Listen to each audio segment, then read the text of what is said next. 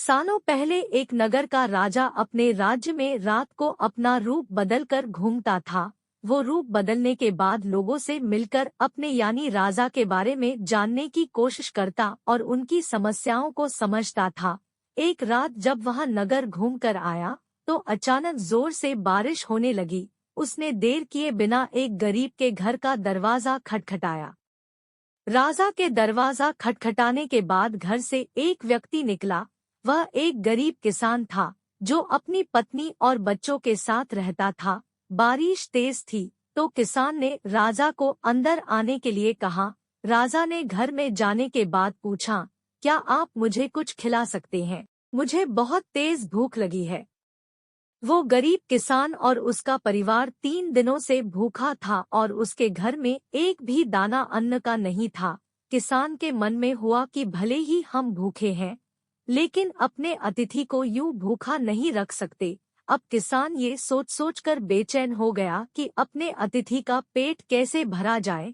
तभी उसने घर के सामने वाली दुकान से चावल चुराने की तरकीब सोची। उसने सिर्फ अतिथि के लिए ही 2 मुट्ठी चावल लिया और उसे पकाकर राजा को खिला दिया। तब तक बारिश रुक गई थी और राजा अपने घर चला गया। दूसरे दिन दुकान का मालिक अनाज की चोरी की शिकायत लेकर राजा के पास पहुंचा। राजा ने दुकान के मालिक और उस गरीब किसान को अपनी सभा में प्रस्तुत होने का आदेश दिया। सबसे पहले सभा में पहुंचे किसान ने राजा के सामने जाकर अपनी चोरी का इल्जाम कबूल कर लिया और बीती हुई रात की पूरी बात राजा को बता दी। किसान राजा से कहता है कि मैंने चोरी की, लेकिन मेरे परिवार ने उस अनाज का एक निवाला भी नहीं खाया।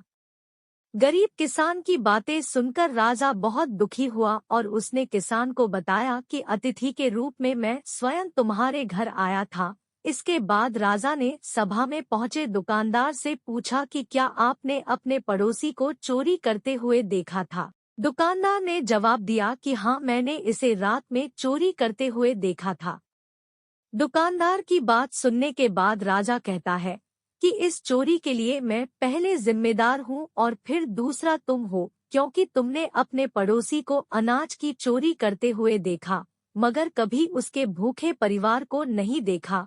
तुम अपने पड़ोसी होने का धर्म बिल्कुल निभा नहीं पाए। इतना कहने के बाद राजा ने दुकानदार को सभा से जाने के लिए कह दिया और किसान की अतिथि निष्ठा भाव को देखकर उसे 1000 सोने के सिक्के इनाम के रूप में दे दिया।